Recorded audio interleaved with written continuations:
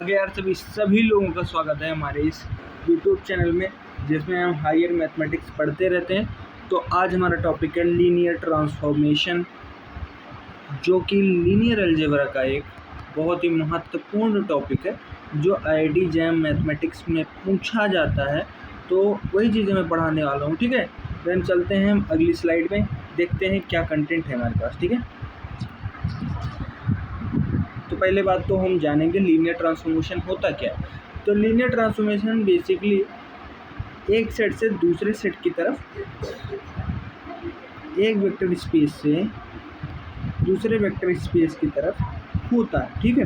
अब कैसे होता है, तो ये क्या एक मैपिंग है, जैसे फंक्शन एक मैपिंग होता था उसी तरीके से, लेकिन ये क्या है, मैपिंग है किसके बीच में, दो vector space over the field. Same field होनी चाहिए, क्या होनी चाहिए, फील्ड जो हो एफ ही हो, सेम फील्ड हो, जो क्या प्रिजर्व करे, वेक्टर एडिशन और स्केलर मल्टीप्लिकेशन, ये दो प्रॉपर्टी अगर प्रिजर्व कर रही है, देन हम ऐसा कहेंगे कि वो क्या है, लीनियर ट्रांसफॉर्मेशन सेटिस्फाई कर रही है। क्या लीनियर ट्रांसफॉर्मेशन सेटिस्फाई कर रही है, हाँ जी। तो चलते हैं, अभी पहले देखते हैं अगला टॉपिक, ठीक है, अगले कॉन्सेप्ट। तो फंडामेंटल इसके लिए बेसिकली दो प्रॉपर्टीज कौन कौन सी हैं, दोनों प्रॉपर्टी मैं बता रहा हूँ, ठीक है। दोनों प्रॉपर्टी क्या है, T of U plus B, ये किसके बराबर होना चाहिए, T of U plus T of B. ये क्या हो गया, ये है एडिटिव प्रॉपर्टी, ठीक है, हाँ। और एक ये है सी इंटू यू, ठीक है, इसको क्या कहते हैं, सी इंटू टी ऑफ यू। अगर ये सेटिस्फाई कर रहा है, देन हम ऐसा कहेंगे कि वो क्या है, लीनियर ट्रांसफॉर्मेशन है, लीनियर ट्रांसफॉर्मेशन है। पर अगर हमको एक ही स्टेप में वही चीज़ जाननी है कि वो लीनियर ट्रांसफॉर्मेशन है कि नहीं है, देन हम एक प्रॉपर्टी सेटिस्फाई करेंगे, ए यू प्लस बी भी देखना है। तो ये किसके बराबर आना चाहिए, A into T of U plus B into T of B, ऐसा कुछ आना चाहिए, ठीक है, हाँ जी। चलते हैं अगले कॉन्सेप्ट की तरफ, ठीक है। Standard linear examples, standard linear examples, जैसे एक एग्जांपल की मदद से थोड़ा सा समझने की कोशिश करते हैं। तो स्टैंडर्ड लीनियर एग्जांपल क्या है, जैसे टी ऑफ एक्स वाई ऐसा दिया हुआ है, तो एक्स वाई यहाँ पे 2x प्लस वाई और एक्स माइनस वाई। तो ये क्या करता है, सेटिस्फाई करता है सभी स्ट्रक्चरल इक्वेशंस को स्मूथली।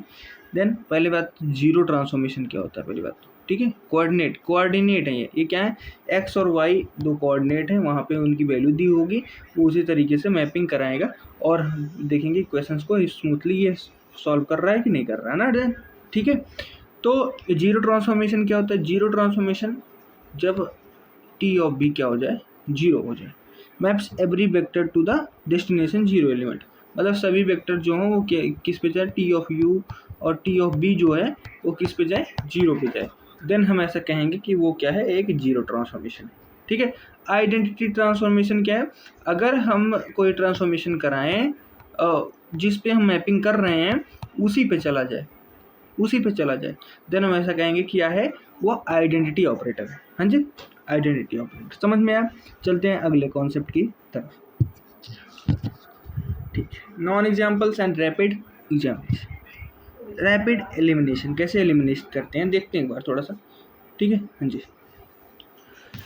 जैसे T of X comma Y is equal to X plus 1 comma Y.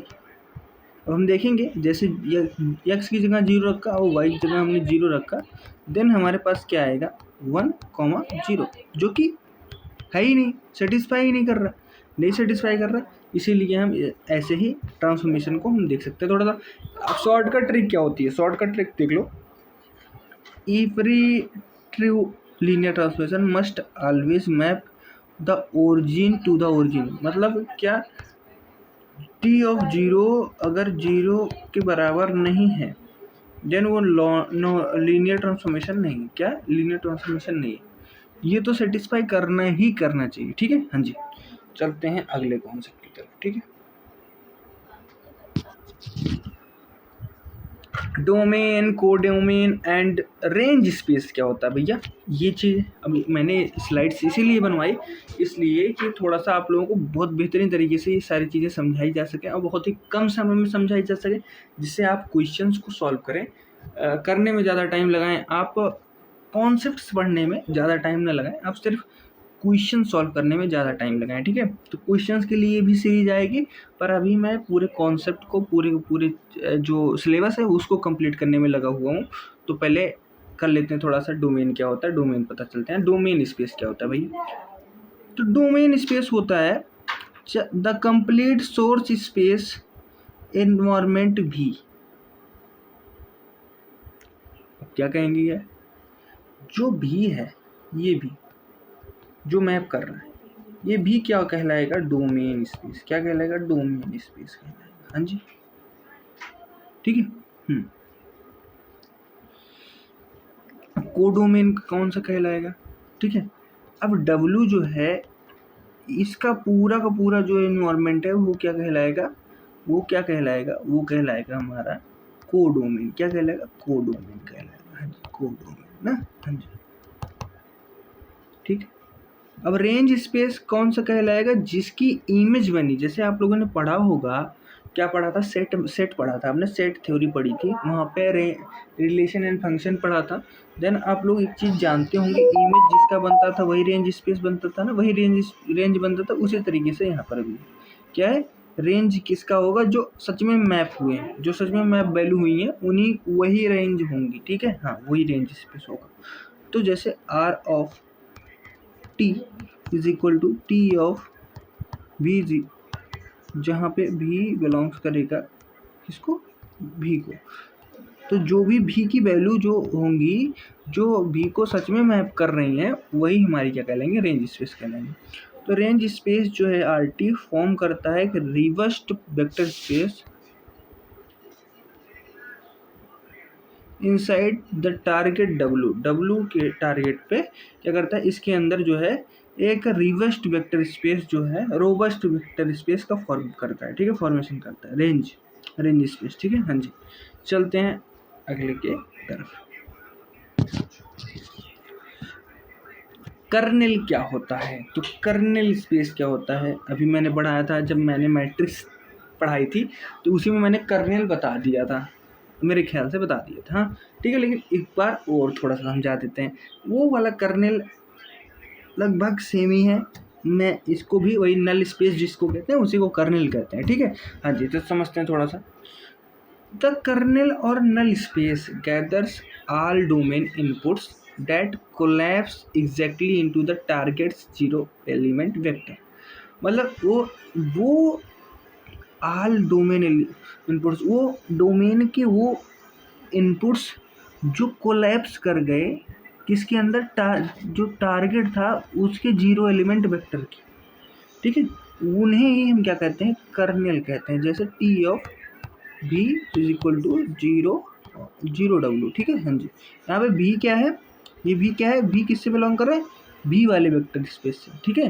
जैसे हमारा एक ट्रांसफॉर्मेशन किससे होता था? बी से डब्लू की तरफ जाता था ना। इसका जो एक एलिमेंट बी है, इसके जो एलिमेंट मैप जब हम करा रहे हैं, तो जो जीरो एलिमेंट हैं डब्लू के, जितने एलिमेंट जीरो बना रहे हैं वो ही हमारे क्या होंगे? कर्नेल स्पेस में आएंगे। समझ गए? हाँ जी। The kernel T is always a safe algebraic subspace of domain V। मतलब क्या? कर्नेल टी जो है वो एक सेफ एल्जेब्राइक सब स्पेस है किसका? डोमेन भी का, ठीक है।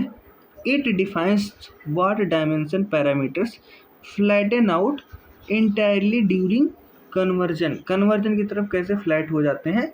क्या डायमेंशन जो होता है, डायमेंशन पैरामीटर्स कैसे फ्लैटन हो जाते हैं कन्वर्जन की तरफ, कन्वर्जन के समय, ठीक है। हाँ जी, चलते हैं अगले कॉन्सेप्ट की तरफ। Structural rank and nullity dimensions, ठीक है। हाँ जी, dimension of our core space contain specific operational terms, rank of transformation and nullity of transformation. तो देखते हैं रैंक कैसे निकालते हैं और वो कैसे निकालते हैं। तो the exact dimension of the range space, जो रेंज स्पेस का जो एग्जैक्ट जो होगा ना रैंक, जो डायमेंशन होगा उसी को हम क्या कहते हैं, उसी को हम क्या कहते हैं, रैंक कहते हैं, ठीक है। हाँ जी। और कर्नेल का जो डायमेंशन होता है उसी को हम क्या कहते हैं, नलिटी कहते हैं, उसको क्या कहते हैं, नलिटी कहते हैं। आप समझ गए? हाँ जी भैया, ये चीज़ क्लियर हो गई? हाँ हो गई। देखते हैं अगला, अभी है कुछ कि नहीं है टॉपिक है। तो देखते हैं अब डायमेंशन भी का हमको मान लो निकालना हो गया, तो हम क्या करेंगे। तो भी का जैसे ही डायमेंशन अगर निकालना होगा तो हमको पता है, क्या पता है कि रेंज स्पेस का जो डायमेंशन है और प्लस किसका, कर्नेल का जो डायमेंशन है, उन दोनों के डायमेंशन को ऐड कर दोगे देन हमको मिल जाएगा क्या, v का डायमेंशन, ठीक है। जैसे तो v का डायमेंशन मान लो दिया है 5, ठीक है। रैंक ऑफ t दिया है आपको 3, देन आपसे अगर नलिटी पूछ लिया तो आप उसी तरीके से निकाल लेंगे, डायमेंशन ऑफ v पे 5 रखेंगे, ठीक है। हाँ जी, रैंक ये 3 है और ये प्लस नलिटी है, तो नलिटी को तो इधर रखेंगे, ये 3 इधर चला जाएगा, तो 5 में से 3 गया, तो बचा क्या हमारे पास, 2 ही तो बचा। हाँ जी 2 बचा ना, तो 2 हमारा आंसर आ जाएगा, ठीक है। चलते हैं अगले कॉन्सेप्ट की तरफ, ये होगा तो हाँ है इंजेक्टिविटी एंड सरजेक्टिविटी लिमिट्स, ठीक है। ये देखते हैं, जैसे कर्नेल ऑफ टी, ठीक है, मतलब अगर हमारा नलिटी जो है वो 0 आ रही है, ठीक है, 0 आ रही है, देन हमारा 1-1 फंक्शन होगा, ठीक है, 1-1 लीनियर ट्रांसफॉर्मेशन होगा। और सरजेक्टिव कब होगी, जब इमेज ऑफ टी